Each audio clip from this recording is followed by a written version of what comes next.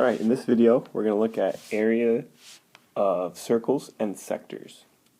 So the area formula for a circle is pi r squared, where r is the radius of the circle.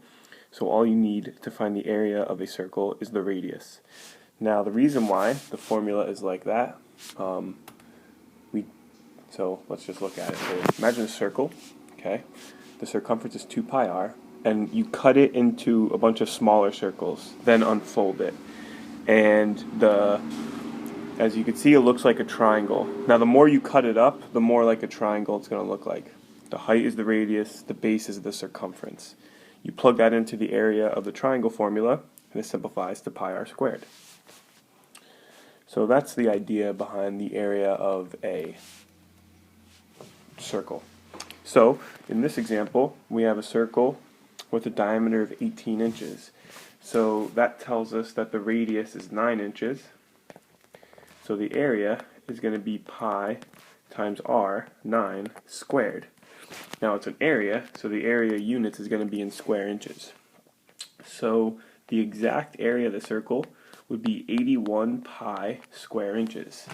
If you wanted a more approximated area, then you would type that into a calculator, like, if you wanted it not in terms of pi, and you do 81 times the pi button, or 3.14, and you get 254.3 square inches. So depending on how it's asked, how you need to find the area, if it says an exact answer, that means you want to leave it in terms of pi, because pi is an irrational number, which means it's a decimal that goes on forever. So anytime we multiply by pi, we're multiplying by like a simplified version of it. So like I just used 3.14 in the second box, and that's a more rounded answer, but useful in certain situations. Okay, let's do another example. So, did I miss one? Okay, yeah, one more. So, find the diameter of a circle where the area is 200. So now we're going to use the formula in a different way. So we have a circle. We know the area is 200 square centimeters. And we need to find the diameter. And we know that the diameter is twice the radius. So we can find the radius first. So area is pi r squared. We'll take 200 and plug it in for the area. And now we have to solve for r. So this is an equation. So it's r is what we need to get alone. It's being squared and multiplied by pi. So PEMDAS is what we use when we know every number. But when we have variables and we're solving for a specific variable, we're going to do SAD-MEP. We're going to do the reverse of PEMDAS.